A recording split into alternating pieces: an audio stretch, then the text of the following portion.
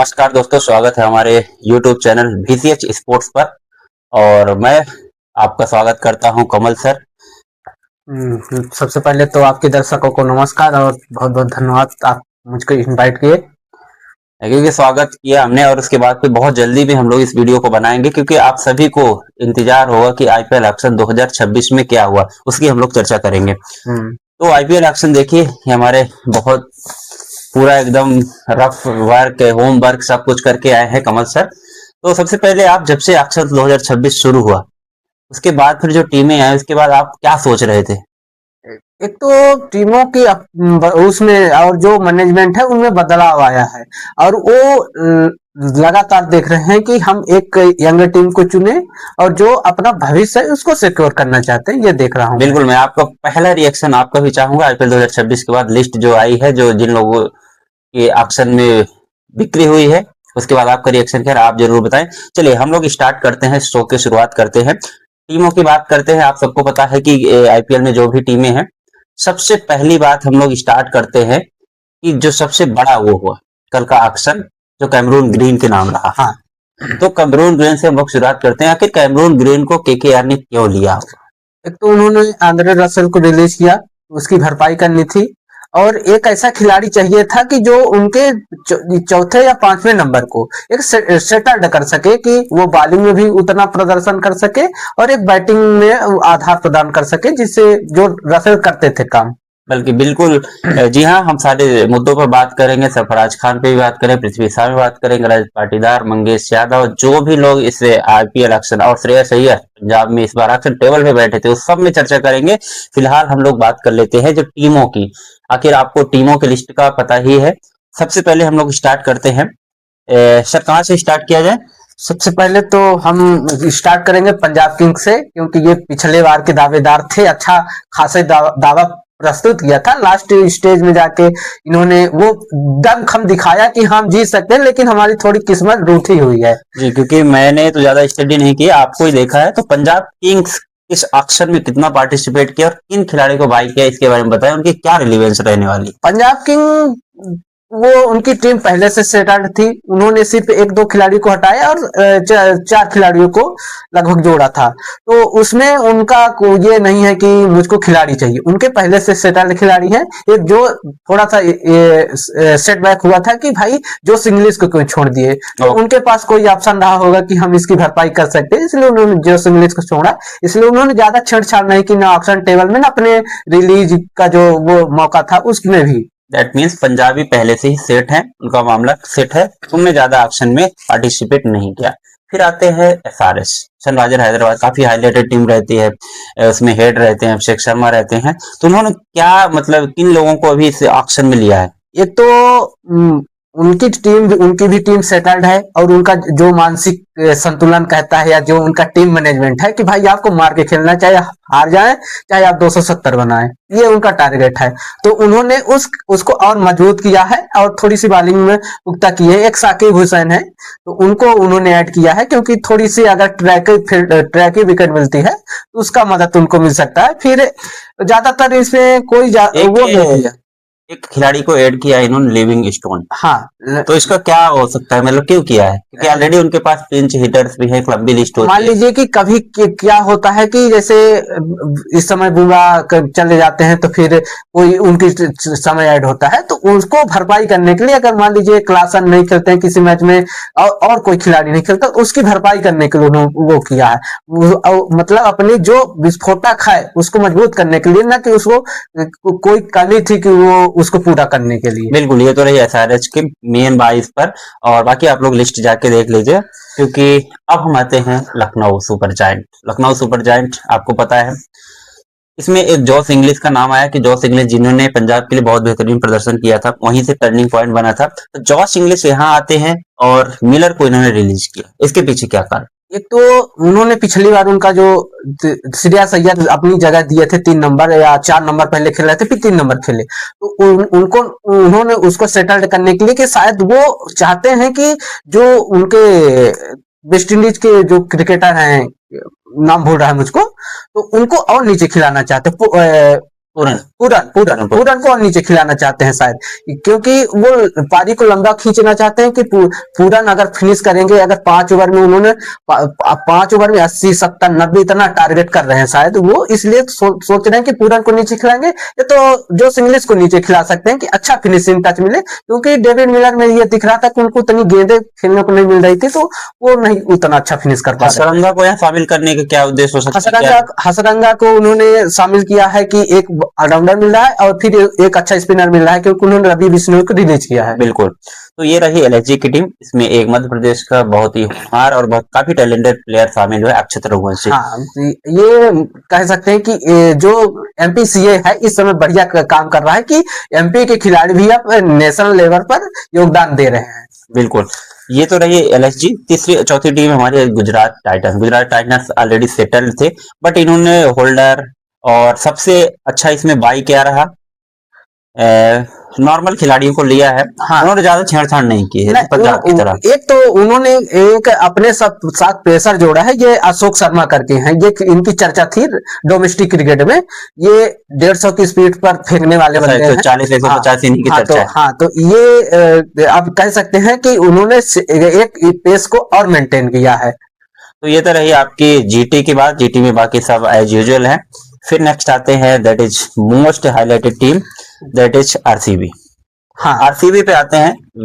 वेंकटेश अय्यर पिछली बार yes no हुआ, उसके बाद फाइनली कोलकाता ने लिया। इस बार वेंकटेश अय्यर को वहां पर शामिल किया गया। इसका क्या, उनका जगह कहाँ बनती है? सबसे पहली बात तो मैं ये आपसे पूछना, एक तो मान लीजिए कि देवदत्त पडिक्कल अगर काम नहीं कर पाते हैं, वो सोच रहे हैं कि वहां पर फिट करने की सोच रहे हैं। अगर वो ठीक करते हैं तो फिर एक वो जो कोहली के बाद या पाटीदार के बाद जो जगह खाली बचती है वहां पर फिट करने की बात कर रहे हैं, तो ये सोच रहे हैं वो।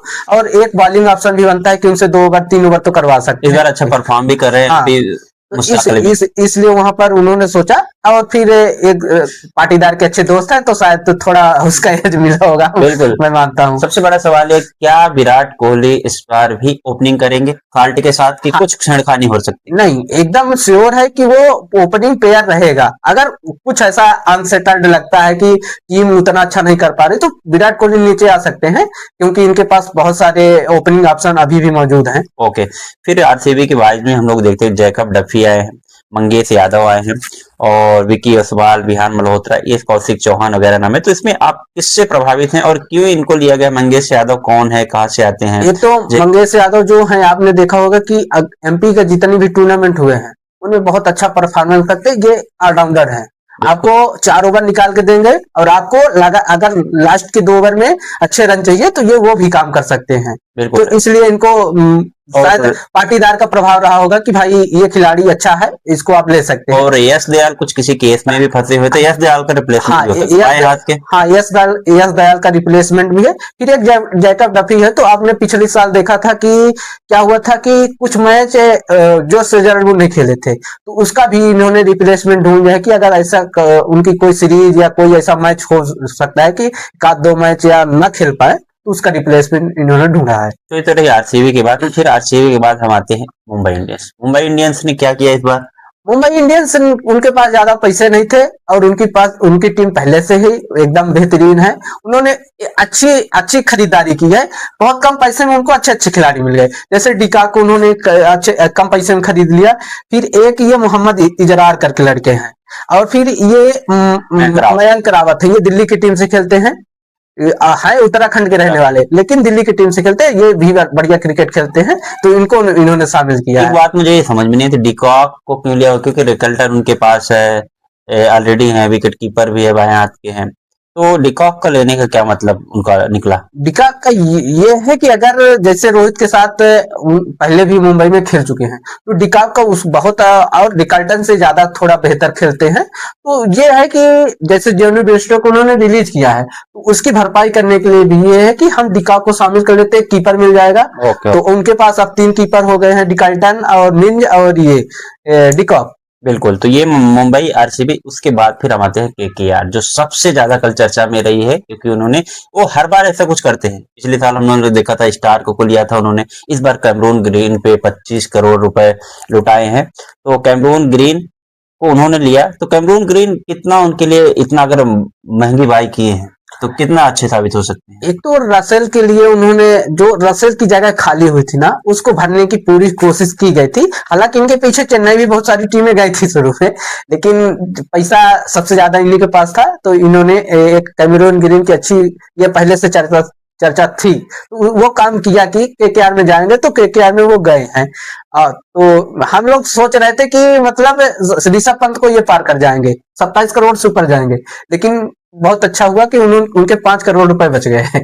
ये अच्छा, और केकेआर में और कौन से ऐसे खिलाड़ी हैं जो केकेआर को और स्ट्रांगनेस देते हैं, जैसे इसमें एक तो मथीसा पथिराना के पीछे गए हैं, तो अभिषेक शर्मा की मैं ये एक अभिषेक नायर जो है उनके अब उसमें हाँ, तो उनको एक धन्यवाद देना चाहता हूँ कि उन्होंने मतलब जो बॉलिंग स्लॉट खाली हुए थे या जो कमियां दिख रही थी कि इसको कैसा पूरा करेंगे, उसके पीछे गए हैं। तो एक रसेल की कमी उन्होंने कैमरून ग्रीन से, फिर उनके पास कोई अच्छा बॉलर नहीं था, तो एक मथीसा पथिराना के लिए उन्होंने सेटल किया कि हम लास्ट के 2 ओवर उनसे करवाएंगे। फिर एक कार्तिक त्यागी है, कार्तिक त्यागी ये भी अच्छे खिलाड़ी हैं।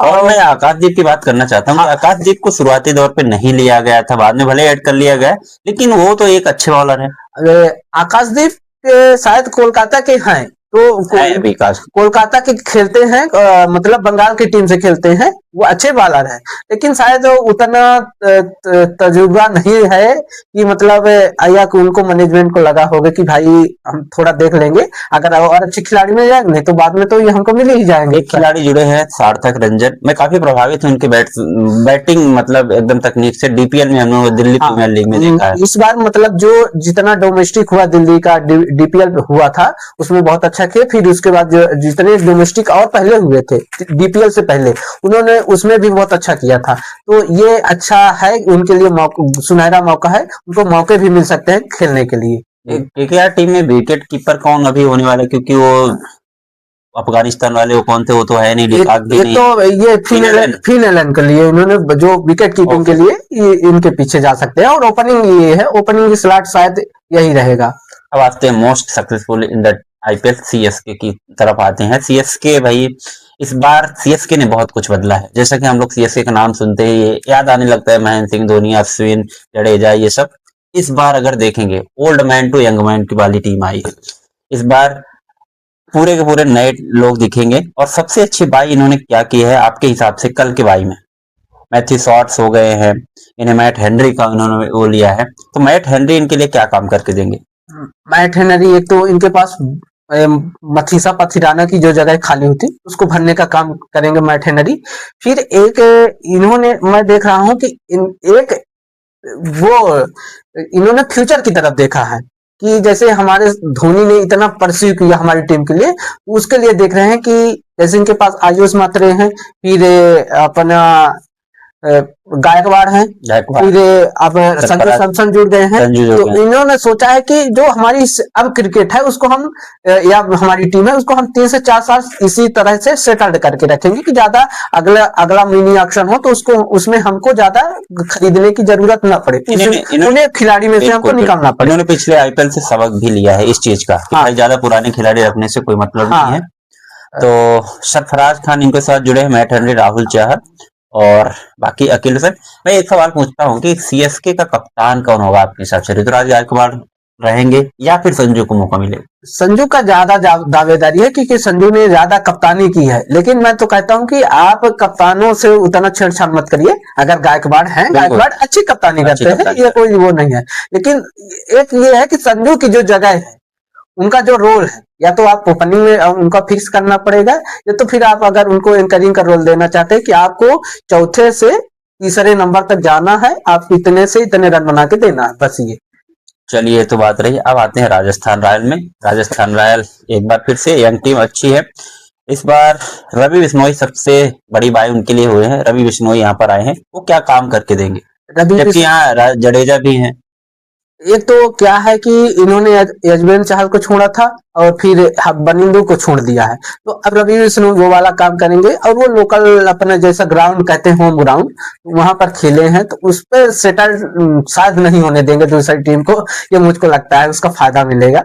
अब बहुत सारे ऐसे खिलाड़ी हैं। फिर एक बिजनेस को इन्होंने बहुत बढ़िया बाय किया है, ये भी बढ़िया स्पिनर है।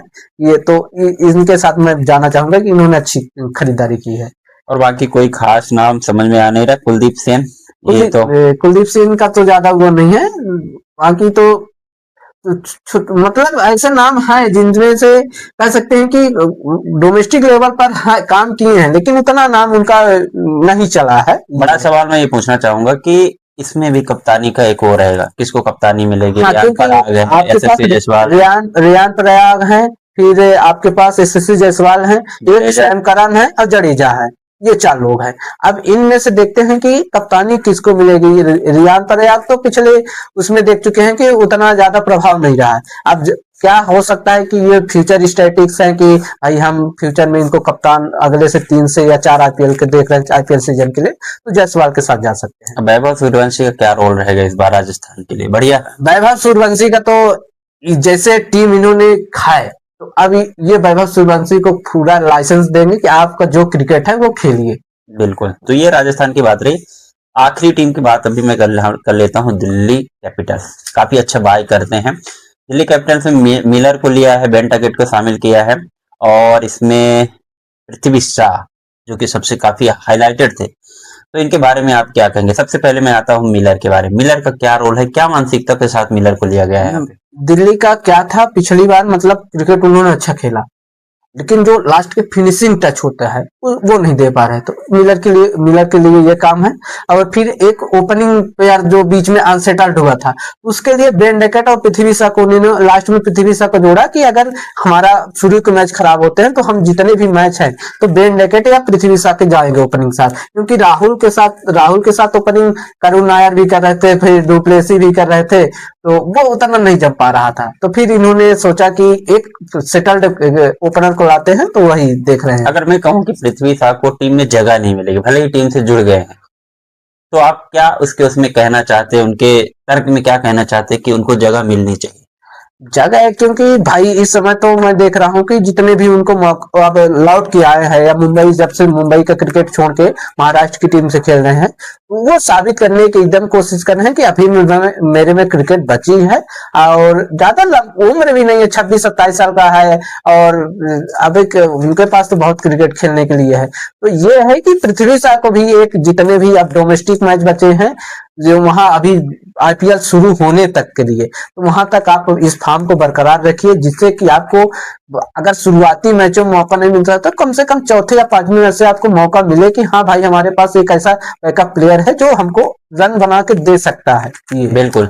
मैं लगातार बात कर रहा हूँ, इस ऑक्शन में बहुत सारे खिलाड़ियों का नाम आया। सबसे बड़ी बात ये मैं अच्छा महसूस कर रहा हूँ कि जो अब पिछले 2-3 साल से है, भारतीय टैलेंट को ज्यादा मौका मिल रहा है। डोमेस्टिक क्रिकेट का ज्यादा यहाँ पर बोलबाला है। इसके बारे में क्या कहेंगे? एक तो सैयद मुश्ताक अली ट्रॉफी जो है ना, और एक अप्रोच लड़कों की है कि मुझको आईपीएल खेलना है, वो वाला दिख रहा है, इसलिए ज्यादा टैलेंट निखर के आ रहा है। बिल्कुल, क्योंकि मैं मध्य प्रदेश से आता हूं और मध्य प्रदेश के क्रिकेटर्स और क्रिकेट को बहुत ज्यादा बढ़ावा मिल रहा है, आईपीएल तक लोग जा रहे हैं। उसमें रजत पाटीदार का कितना योगदान है, क्योंकि वेंकटेश अय्यर का कितना योगदान, कैसे आप उसको बयां करेंगे? एक तो सबसे पहले जो यहाँ से ईश्वर पांडे लोग क्रिकेट खेले, एमपी के क्रिकेटर्स रहे हैं, तो फिर जो एक रजत पाटीदार को मौका मिला, अब वेंकटेश को इतना लंबा मौका मिला कोलकाता में, तो ये यहाँ दिखाया गया कि भाई, और फिर रजत पाटीदार जिस तरह से कप्तानी के जिताए, तो एक एमपी के जो वो था कि भाई यहाँ के क्रिकेटर अच्छा नहीं करते हैं, तो उन्होंने साबित किया कि नहीं भाई हम भी अच्छा क्रिकेट खेलते हैं। तो रजत पाटीदार का मैं कहूंगा बहुत बड़ा योगदान है, और जो कॉन्फिडेंस अभी तक लो रहता था एमपी के लड़कों का, वो कॉन्फिडेंस बहुत हाई हुआ है, और जो एमपीएल यहाँ शुरू हुआ है ना, उसका भी बहुत बहुत योगदान है एमपी के क्रिकेट को बढ़ाने में। तो ये इसी का नतीजा आप लोग देख रहे हो, मध्य प्रदेश के बहुत सारे खिलाड़ी इस बार भी गए हैं, पहले भी गए हैं। इस बार की अगर चर्चा करें तो अक्षत रघुवंशी गए हैं, मंगेश यादव गए हैं, तो ऐसे खिलाड़ी गए हैं और वहां पे अपना परफॉर्म करे। और एक दो लड़के, और कौन, ये शिवांग कुमार भी यहीं के? हाँ, शिवांग कुमार अपने एमपी के हैं, ये भी बहुत अच्छे खिलाड़ी हैं। तो ये एक कोई सोलंकी करके हैं, वो भी यहीं के खिलाड़ी हैं, वो भी बहुत अच्छा, मतलब अच्छे क्रिकेटर हैं। ज्यादा नाम नहीं है, लेकिन अगर उनको देखा जाए, क्योंकि हम किन क्रिकेटर को जानते हैं कि अच्छा खेलता है, जिनका नाम आ जाता है एक आध दो बार उनके रन आ जाते हैं तो हम उनके पीछे पड़ जाते हैं कि ये कब परफॉर्म करे। भाई उनका भी नाम देखो कि जो उनके पीछे, पर्दे के पीछे हैं, उनका काम कर रहे हैं। तो ये ऐसे अगर आप क्रिकेट के देखने वाले हैं, क्रिकेट को अच्छा देखना चाहते हैं, अच्छे खिलाड़ी देखना चाहते हैं, तो आप सब जगह सब क्रिकेट पर नजर रखिए कि कहाँ पर कौन सा खिलाड़ी अच्छा कर रहा है। बिल्कुल, क्योंकि इसी से हमारे रास्ते बनते हैं नेशनल टीम के, इंटरनेशनल टीम के। और सबसे बड़ी बात, आपको क्या लगता है कि और कौन से खिलाड़ी हो जो डिजर्व करते थे, खासकर मध्य प्रदेश के, फिर किसी स्टेट के जो डिजर्व करते थे? यार मैं वो हूँ कि जो स्वास्तिक चिकारा है वो किसी टीम के साथ नहीं है क्या? उनको रिलीज किया गया था। हाँ, एक है तो जो बहुत सारे खिलाड़ी हैं कि कुछ ऐसे नाम है जिनका मुझको अफसोस है कि उनकी टीम में जगह बनती थी, लेकिन वो तो भाई अब पैसे का खेल है, मैनेजमेंट का खेल है कि वो किसके। अब हम यहाँ पर कुछ नहीं कह सकते। अगर कोई अपना नेशनल क्रिकेट टीम की होती है, स्टेट क्रिकेट टीम की होती, तो उसमें हम कह सकते हैं कि भाई थोड़ा इनके साथ अनफेयर हुआ है, क्योंकि यहाँ पर हर मैनेजमेंट अपना पैसा खर्चा करता है, तो उसको जो उसमें फायदे नजर आते हैं उसी खिलाड़ी को वो खरीदते हैं। तो यहाँ पर हम कुछ नहीं कह सकते हैं, लेकिन कुछ नाम चौंकाने वाले, जैसे सचिन रविंद्र का एक नाम है, सचिन रविंद्र और डेवान कॉनवे का नाम है, और कुछ ऑस्ट्रेलिया के खिलाड़ी हैं, और एक तो जेमी स्मिथ का सबसे बड़ा नाम था कि भाई वो विकेट कीपर है, फिनिशिंग बहुत अच्छा करते हैं, तो उनका नाम नहीं दिखा, इंग्लैंड के हैं। तो इस तरह के खिलाड़ियों को जो नाम नहीं दिखा, तो मैं थोड़ा ये है कि अचरज हुआ है। चलिए, तो ये तो रहा एक्शन 2026 की, मिनी एक्शन की। बाकी कभी अगर डिटेल से हम लोग बातें करेंगे, पूरी की पूरी लिस्ट बनाएंगे और कौन किसका कहाँ प्लेइंग 11 की चर्चा करेंगे, बाद में चर्चा करेंगे। जो भी मन में आपके सवाल हो, जो भी आपको कहना हो, और जिन खिलाड़ियों को आप चाहते थे और शामिल हो, तो आप कमेंट कर सकते हैं। एक तो अभी आप देख रहे हैं कि हमारा टारगेट क्या है, T20 वर्ल्ड कप। तो आप नजर रखिए, हम भी नजर रखते हैं। फिर हम एक अपनी टीम बनाएंगे, आप अपनी टीम बनाइए, फिर मैच करिए, फिर एक फाइनल जो टीम आएगी उस पर देखेंगे कि तीनों जो हम आप मिलकर बनाए, हम मिलकर टीम बनाए, उसमें से हमारे खिलाड़ी कितने वहां पर चुने गए। ये आपके लिए टास्क है। और एक वो रखिए, कोई ये नहीं कि ये मेरा खिलाड़ी था, ये पहले अच्छा खेलता था। एक मेरिट रखिए कि भाई जो परफॉर्मेंस कर रहे हैं या उनका टीम में रहना क्यों जरूरी है, इस पे आप उनका बिल्कुल ये सोशल वो मत देखिए कि सोशल मीडिया के तौर पर किस तरह, रियल एनालिसिस रिकॉर्ड देखिए, उनका ट्रेंडिंग देखिए, उनके शॉट सिलेक्शन देखिए, उनका जो क्रिकेट चल रहा है कि क्रिकेट इस समय T20 क्रिकेट कहाँ जा रहा है वो देखिए। आप वो मत देखिए कि उनका पिछले का रिकॉर्ड क्या रहा है। ये है, ठीक है। तो बल्कि बाकी आप लोग इस वीडियो को शेयर वायर कर दीजिएगा, इससे हम लोग का भी ग्रो होता रहे, और क्रिकेट की समझ, क्रिकेट की वीडियो और इस तरह की चीजें हम आप लोग तो फैलाते रहेंगे। और कोशिश करिए कि आप मोबाइल छोड़िए और क्रिकेट, गेम्स, स्पोर्ट्स सब में इंगेज होइए। इससे आपका मानसिक, शारीरिक विकास भी होगा और अब अच्छा। एक तो मैं आप लोगों को एक संदेश और देना चाहता हूँ कि अगर आप क्रिकेट रियल में क्रिकेट फैन है या किसी स्पोर्ट के फैन है, तो आप सोशल मीडिया से दूर हो जाइए।